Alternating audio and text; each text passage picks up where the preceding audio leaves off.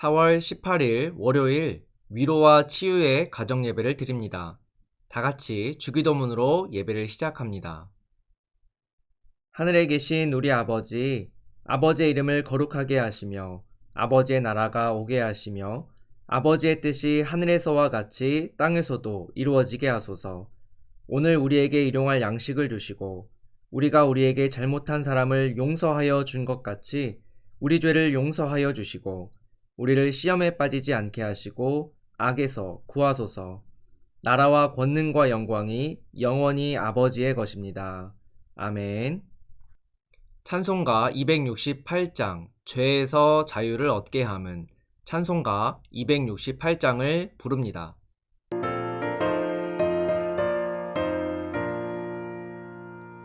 죄에서 자유를 얻게 하는 보혈의 능력 주의 보혈 시험을 이기고 승리하니 참 놀라운 능력이로다. 주의 보혈 능력이 또다. 주의 피 믿어 주의 보혈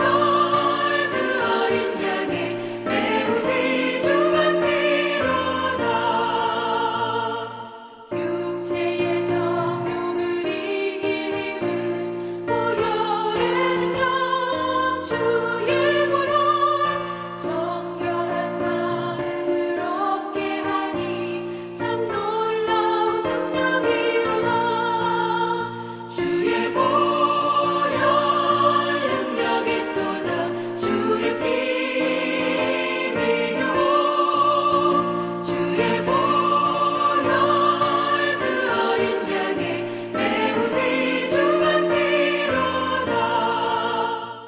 눈보다 더 희게 밝히는 것 보혈의 능력 주의 보혈 부정한 모든 것 밝히시니 참 놀라운 능력이로다. 주의 보혈 능력이 또다. 주의 피 믿어 주의 보혈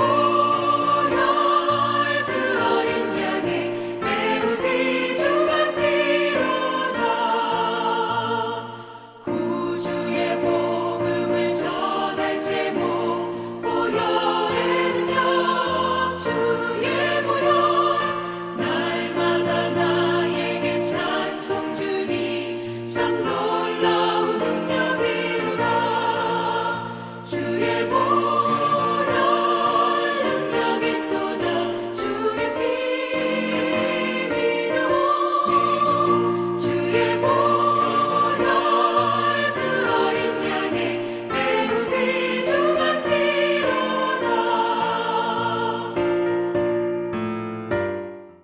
오늘 우리에게 주시는 하나님의 말씀은 고린도전서 5장 6절에서 8절까지의 말씀입니다.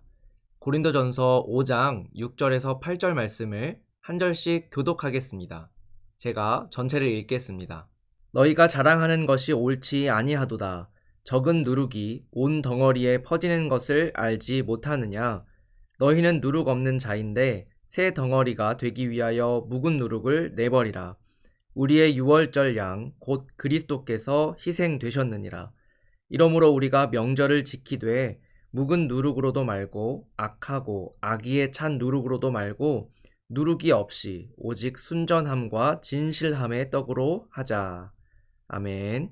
바울은 AD 50년쯤에 아테네에서 고린도로 넘어와 고린도 교회를 세웠습니다. 세상의 한 복판에 서 있던 고린도 교회는 문제가 참으로 많은 교회였지만 하나님께서는 이를 선으로 바꾸셔서 지금 우리에게 교회 안에서 일어나는 여러 가지 문제들에 대하여 대하는 자세를 가르쳐 주시는 귀한 교훈의 말씀이 되었습니다. 로마의 황제 시저가 고린도를 재건하고 난 이후에 고린도는 로마의 제2의 도시가 되었습니다. 지중해 연안을 잇는 항구 도시가 되었고 그만큼 세속적 도시의 대표가 되었습니다. 고린도가 중요 도시로서 재정이 풍부해지고 일자리가 많아지자 많은 사람들이 몰려들었고 여러 가지 인종과 문화가 뒤섞이면서 다양성과 함께 문제점도 많이 발생했습니다. 그리스도의 가르침과는 다른 세속적 입장의 교회 내부로의 침투, 이것을 바울은 매우 걱정하였으며 오늘 본문에서는 누룩이라고 표현하고 있습니다. 바울은 고린도 교회가 부흥하여 은근히 자부심에 가득 차 있지만 그 속을 들여다보면 매우 위험한 조짐들이 나타나고 있다고 말하고 있습니다. 그것이 처음에는 아주 미미하여서 별것 아닌 것처럼 보이지만 누룩이 어느 순간에 넓게 퍼져서 상하게 만들듯이 고린도 교회에서 발생하는 문제는 매우 심각한 것이어서 이것을 서둘러 단호하게 대처하지 않으면 교회가 심각한 타격을 입게 될 것이라는 경고를 오늘 말하고 있습니다. 특히 오늘 본문에서는 바울이 강하게 지적하고 있는 것이 교회 안의 성적인 타락의 문제였습니다. 예로부터 항구는 배가 정착했다가 떠나는 곳이라서 성문화가 개방적이고 문란한 곳이 많았습니다. 고린도 교회도 그러한 문화의 영향에서 자유할 수 없었겠죠. 고린도 교회도 마찬가지였는데 이러한 경향이 세상에서만 벌어지고 교회에는 침투하지 못하는 것이 아니라 고린도 교회 안에도 슬금슬금 들어오고 있었던 것입니다. 그것이 처음에는 아주 작게 나타났는데 고린도 교회가 이것을 문제 삼지 않고 넘어가는 것을 지적하고 있습니다. 이 소식을 들은 바울은 편지를 보내서 심각한 우려를 표시하고 있는 것이 오늘 본문의 말씀이 되는 것입니다. 5장의 앞부분을 읽어보면 실제로 고린도 교회 교인 중에 아버지의 아내, 그러니까 아마도 젊은 새어머니와 바람이 난 교인이 있었는데 교회가 그것을 그냥 묵인한 것에 대해서 오늘 바울은 심각하게 이 문제를 지적하며 그를 교회 공동체에서 출교해야 한다라고 이야기합니다. 그릇된 성문화에 대하여 징계하지 않고 그냥 눈 감아줌으로써 악성 누룩이 교회 공동체 전체에 악영향을 줄 것이라는 염려였습니다. 누룩의 무서운 점 중에 하나는 아주 적은 양일지라도 눈 깜짝할 사이에 많이 크게 불어난다는 것입니다. 이 정도면 괜찮겠지 하고 놓아두면 금세 감당할 수 없는 정도로 커집니다. 우리 안에 예수 그리스도의 가르침에 벗어난 죄가 발을 디디고 있다는 것을 깨달았을 때에는 지체할 것 없이 그것을 제거해야만 합니다. 이 정도면 괜찮겠지, 다음부터 안 하면 괜찮겠지, 다들 남들도 하는데 나만 안 하는 것도 좀 이상하잖아 라는 마음이 우리 안에 들어왔을 때 그것을 제거하지 않고 놓아두게 되면 어느 순간 더 큰 죄를 아무렇지 않게 짓고 있는 자신을 발견하게 될 것입니다. 고린도 교회는 자신들의 번영을 자랑했습니다. 그리고 그 번영과 함께 죄도 들어왔지만 그들은 자랑하는 것에 취하여 죄에 대해서 관대해져 버렸습니다. 바울은 번영을 자랑하지 말고 그와 함께 들어온 죄를 제거하는 데 힘쓰라고 말합니다. 누룩을 제거하라는 말씀은 구약에도 등장합니다.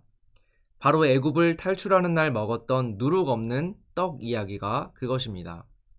하나님께서는 이 날을 기억하기 위해 무교절이라는 명절을 만들어서 지키고 누룩 없는 떡, 무교병을 먹으라고 말씀하셨습니다. 이것은 순전함을 의미합니다. 누룩이 없어 맛이 없을지라도 불순한 무언가가 첨가되지 않는 순전함을 지키는 그러한 신앙을 의미합니다.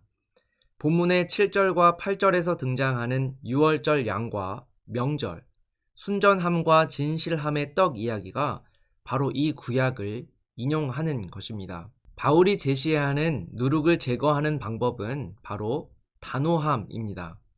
출애굽기에서 무교절을 설명하실 때 하나님께서는 무교절에 누룩 들어간 떡을 먹는 사람은 이스라엘 자손에서 끊어지리라 라고 말씀하셨습니다.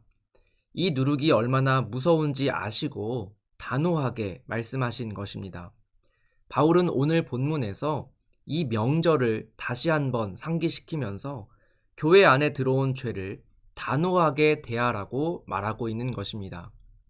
출애굽을 함으로써 노예에서 해방되어 만나게 될 수많은 매력적인 세상의 맛들이 있을 것인데, 그 중에서도 오직 그리스도라는 순수함을 지키라는 이야기입니다. 누룩은 오직 예수를 조금씩 떠나가게 만드는 세상의 맛입니다. 그것은 돈의 맛일 수도 있고 권력의 맛일 수도 있습니다. 이러한 것들이 처음에는 우리를 넘어지게 하지 못할지라도 계속해서 놓아두게 되면 어느새 넘어져서 일어나고 있지 못하고 있는 우리를 발견하게 될 것입니다. 우리 안에 들어온 죄는 크기가 어떠하든지 죄입니다. 죄의 중요한 속성 중에 하나는 그 크기와 양보다 죄가 있느냐 없느냐가 더 중요하다라는 것입니다. 크기와 양은 지금은 적어도 금세 커질 수가 있습니다. 그렇게 양보다는 존재하는 것 자체가 문제가 된다라는 것이죠. 야고보서에는 온 율법을 지키다가 그 하나를 범하면 모두 범한 자가 되나니라고 기록하고 있습니다. 죄는 하나만 지어도 죄인이 됩니다. 죄에는 이 정도 저 정도가 없습니다. 죄를 지었느냐 안 지었느냐만 있을 뿐입니다. 우리는 죄에 대하여 단호함을 가져야 하겠습니다. 우리의 힘으로는 의인이 될 수 없음을 압니다. 그러나 예수의 보혈의 힘을 힘입어 우리는 죄를 이겨낼 수가 있습니다. 부활하신 그리스도가 우리에게 약속하신 성령의 힘으로 단호하게 죄를 이겨내는 저와 여러분이 될 수 있기를 축복합니다. 함께 기도하겠습니다. 죄에 대하여 단호함을 갖게 하옵소서. 예수 그리스도의 보혈을 의지하여 죄에서 승리하는 성도 되게 하옵소서. 함께 기도하겠습니다.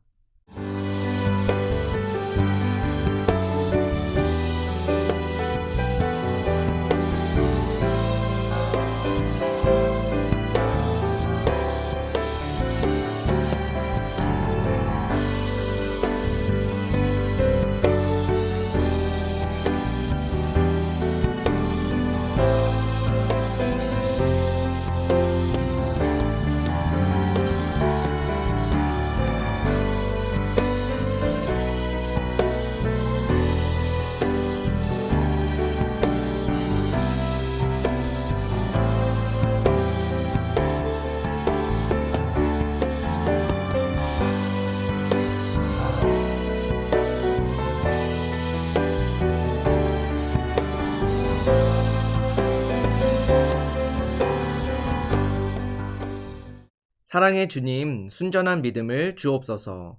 풍요와 번영에 취하여 우리 안에 들어온 죄들에 단호하지 못하였음을 용서하여 주옵소서. 적은 누룩이 온 덩어리에 퍼지듯이 우리가 죄에 대하여 무뎌지지 않도록 늘 깨어 기도하게 하시고 주의 보혈을 기억하며 의지하게 하옵소서. 예수님의 이름으로 기도합니다. 아멘.